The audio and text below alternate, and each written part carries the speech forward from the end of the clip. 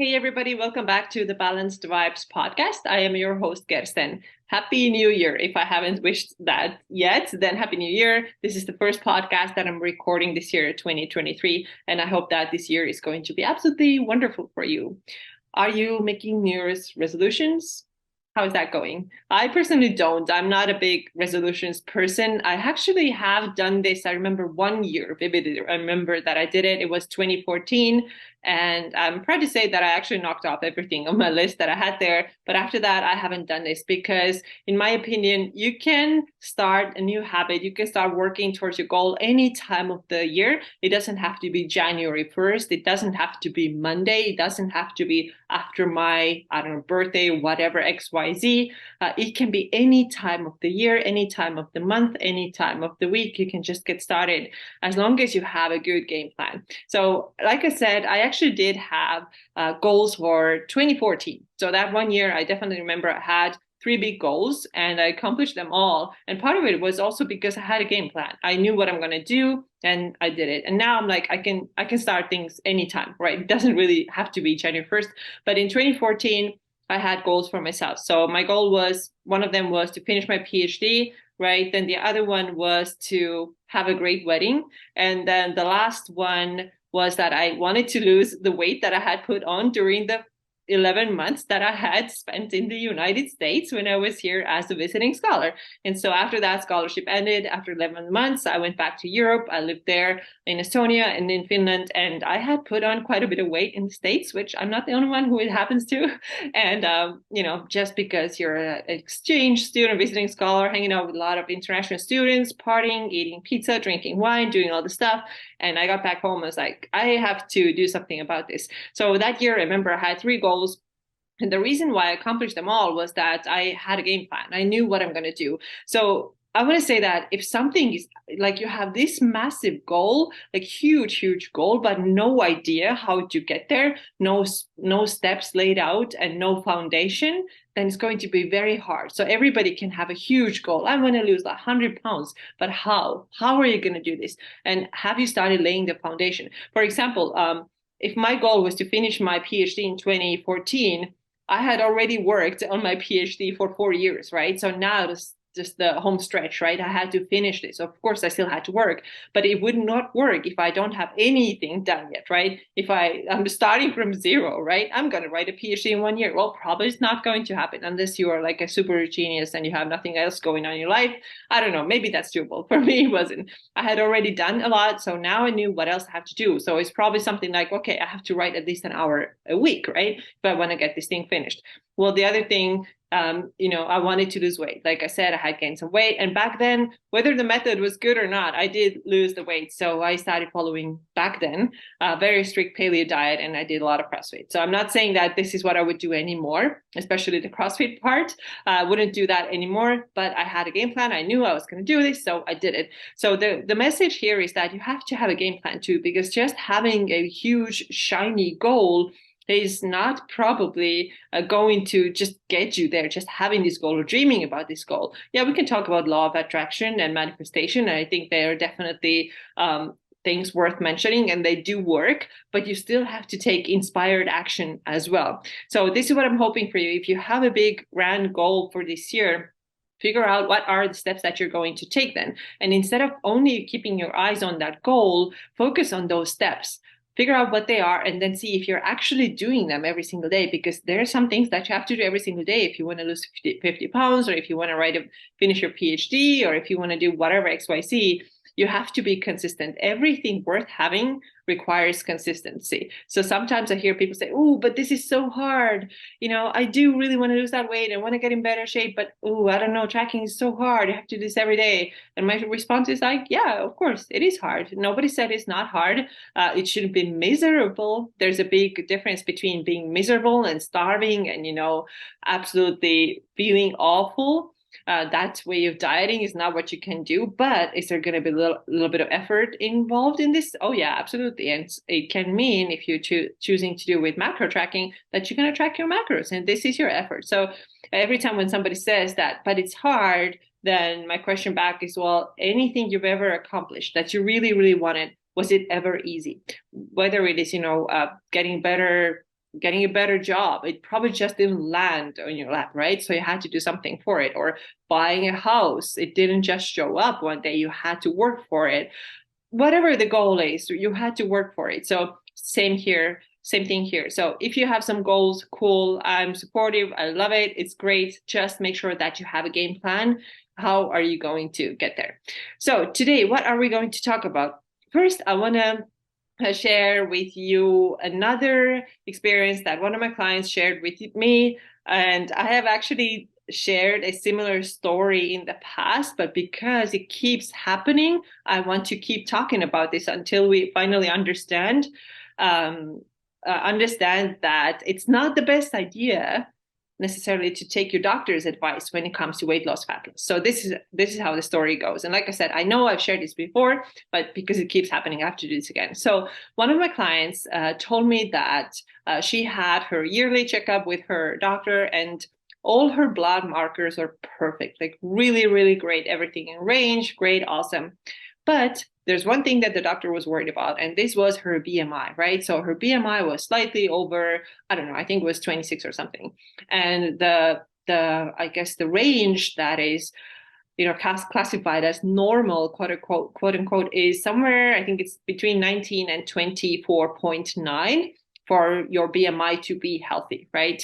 And I jokingly call this BMI a bullshit measurement index because it really often reminds me of that. It's just a bunch of BS. So I'm not saying that BMI is completely wrong. And if there's somebody whose BMI is like in 50s or 40s, that there's nothing to worry about. Yes, there probably is. But if we're talking about somebody who I know has a lot of muscle mass, who is shorter on the shorter side, and who has worked out regularly, is eating better than probably 90% of the population. She's a high protein diet. He's very healthy. And now the doctor is worried because we're having a high BMI or higher than what the doctor would like. Then I just cannot agree with this doctor. So my client, she's 50 years old. Like I said, total badass, lifting weights, putting on muscle. She has gained a lot of muscle. We worked together, I think, for about 2.5 years at this point. I know how she eats. I know how her health is. Everything's great. She's lifting weights. Her diet is really good. She gets outside every day. She hikes. She walks. Everything is great. And now the doctor's like, well, we have to, we have to lose weight here because the BMI is kind of high. And the client, of course, was a little worried. She was like, hey, do you think I should do this? I don't know. And to me, this sounds like a total madness because the doctor doesn't take into account at all the other markers, right? What I just told you, high muscle mass, great diet, getting outside, all the stuff that I just mentioned, plus perfect blood work, right? So there's no reason to worry there at all. But now we are losing our minds over a little bit of BMI being out of range. So my question is that would this doctor prefer us to lose weight or prefer this client to lose weight, which would have to probably come also from her muscle mass because she has a lot of it. So let's say now, hypothetically, that we're going to lose some muscle mass just now that we can make the doctor happy. We're going to lose some bone density too, right? Remember, this woman is 50 years old, so she is approaching menopause probably soon, when keeping the bone density up via strength training and keeping decent muscle on the frame is very, very important. So, okay, we're talking about potentially losing bone mass, potentially then losing muscle, just so that we can now be in this healthy BMI range. Is this what we have to do? And you probably notice I'm getting a little annoyed here because this to me sounds just so stupid and absolutely ridiculous, because this is not what we want. So the doctor never distinguishes between the lean mass and the fat mass. Had he or he looked at that, she would have seen that this person has high muscle mass and totally normal body fat mass, right? So I just don't understand this. I mean, I understand that they don't get any nutrition education, really. They don't know how to do proper fat loss. They don't know actually how to know what is lean body mass or what is a fat mass, what are the appropriate ranges for that and ratios for that. And the only number they are looking at is BMI. And so I told my client too, you know what, if the BMI was the only marker of our health, then most athletes would be in big trouble. right? Because most athletes have a very high muscle mass and then relatively low body fat. Of course, it varies, from sport to sport. It's not like that for everybody, but many of them, I would say probably 75% of athletes would be in big trouble because now we're all worried because their BMI is high. So just, be better than that, no more than that. No more, I mean, be smarter than just, using BMI as an indicator of your health. And if you know that you have done all the right things, you are keeping your body healthy, you're eating healthy foods, and you're training regularly, and you're feeling well, and your blood markers are well, then don't let somebody tell you that just because your BMI is slightly out of the quote unquote normal range, that you should now go on a diet. And also, I don't know what this doctor thinks where her calories should be, because like I said, she is a smaller person already. She's relatively short. So the only way to get those, I don't know how many pounds down for her to get into a normal BMI range, quote unquote normal, would be to get her calories down to, like, I don't know, 1100, 1200. And I refuse to do that. As a coach, I never do that. So to me, sorry, this is just total bullshit. Like, don't listen to a person like this who says that you have to lose weight just because it's slightly out of BMI without paying attention to any of your other markers. All right. Do we have enough of that? And you know what? I might do another rant like this because this is a big topic that's always in my heart. I just can't listen to that crap that a lot of people are putting out there, just using BMI as your main indicator of your health. Just not the truth. All right. So what I also wanted to talk about today is this: you don't have to necessarily push harder to get the results that you want to get. And what kind of prompted this topic is that sometimes I see women telling me that, hey, you know what, I'm not losing weight anymore, and I don't know what the deal is. I suspect that it's maybe because I haven't done the fasting properly. Instead of that 16-hour fast, I've been doing 15 and a half hour fast. So I haven't been exactly on point, and this is the reason why I'm not losing weight. Or sometimes I can hear that, you know what, I don't think I did the low carb days perfectly correctly, and I ate more than 50 grams of carbs a day. So this is probably the reason why I'm not getting the weight loss results that I wanted to get. And honestly, if you have been doing those long fasts, and if you've been doing those extremely low calorie and carb days, then these are the problems. These are the reasons why your body weight is not going down, because your body is just so freaking stressed out. The issue is not that you were fasting 15 and a half hours instead of the required 16 hours. The issue is not that you ate 51 grams of carbs on your low carb day instead of 50, right? These are not the problems. The problem is the overall approach, which is you doing crazy fasts, which spikes your cortisol, your stress hormones. The issue is keeping your carbohydrates so low, even if it's just 2-3 days a week, they're like around 50. That's the problem. It's not going over by 1 or 2 grams. It's not breaking your fast half an hour earlier. These are not the issues. And so many women think that they have to just push harder. They're literally telling me, I think if I actually could get myself to fast for 16 hours, I would do better because I did this in the past and it worked. But then I sort of started falling off the wagon, and now I'm fasting only 15 hours. You didn't fall off of anything. Your body just started requiring more food and you couldn't wait any longer. Now you started eating. This is normal, right? It's not your fault. The problem is not that you didn't fast 16 hours. Also, you're not supposed to eat only 50 grams of carbohydrates a day. Again, if you are, especially the age range where we're talking perimenopause, menopause, you are doing those crazy fasts, you are restricting your carbohydrates to 50 grams a day. Guess what is happening in your body? A crazy cortisol response, right? And what does cortisol do? You're very likely to start holding on to that body fat.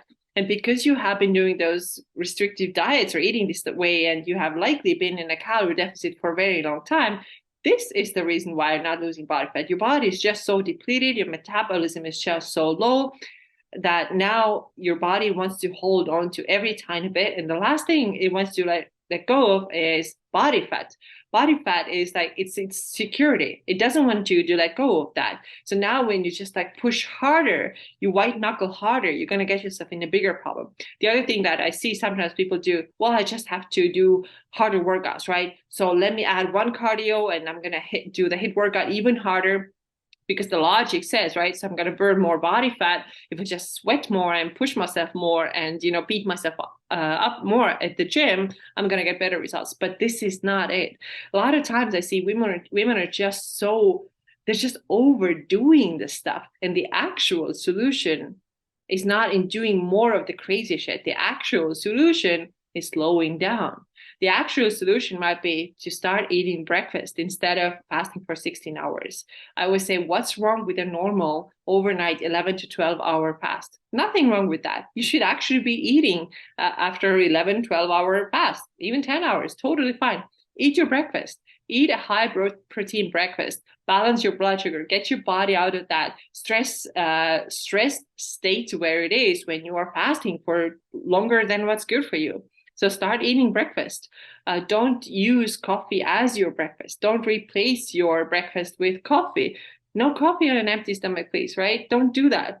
Also eat regularly. No need to wait like 8 hours between your meals. Eat regularly. 3-4 hours between your meals. Eat high protein meals. Eat regularly. No reason for you to wait forever and ever and ever before you eat. You don't have to like earn this right to eat. And your body actually likes regularity. And this is one of the reasons why things get messed up, because you are being so irregular and hectic with your eating. Sometimes you eat and sometimes you don't. And then you fast super long, and then you eat very low carbs. It's very insecure. Is that a word? Insecure, not secure environment for your body, and it doesn't want to let go of body fat. Think about every time when you do this crazy stuff, when you fast for too long, when you cut your carbs too low, when you kill yourself with really intense workouts, every time you're putting yourself on this cortisol roller coaster, right? So the cortisol rises, and this is not good for your body. This is not making your body feel safe.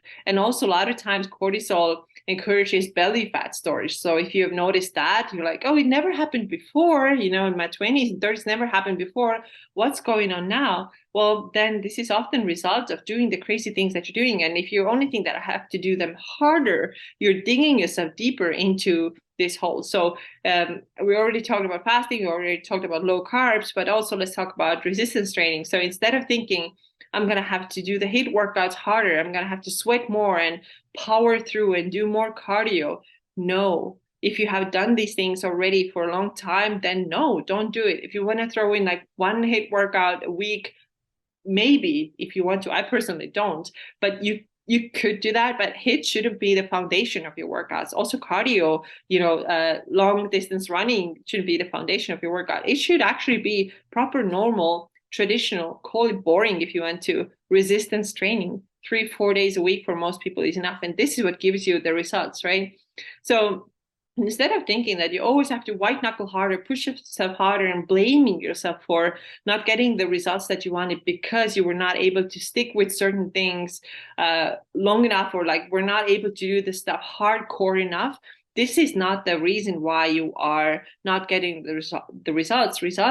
Lack of results can often be you may lacking the results because you are overdoing the stuff. You are being too intense. You're being too hardcore. You're pushing yourself too much. So think about it. If you are that, especially that type A person who was running on cortisol and coffee and adrenaline, then this probably describes you. So I really want you to be honest with yourself and think, was I talking to you today? Did you recognize yourself? And don't hide from it. Don't tell yourself, no, this is not me. This is not me. Maybe this is somebody else, but not me. If it actually is you in your heart, you know that this is you. And probably the solution is taking a little bit easier, giving your body a little bit more rest, eating more, eating better foods, eating more regularly, and you will get the results that you want to get. It just works like that. It's magic. You do need some guidance probably.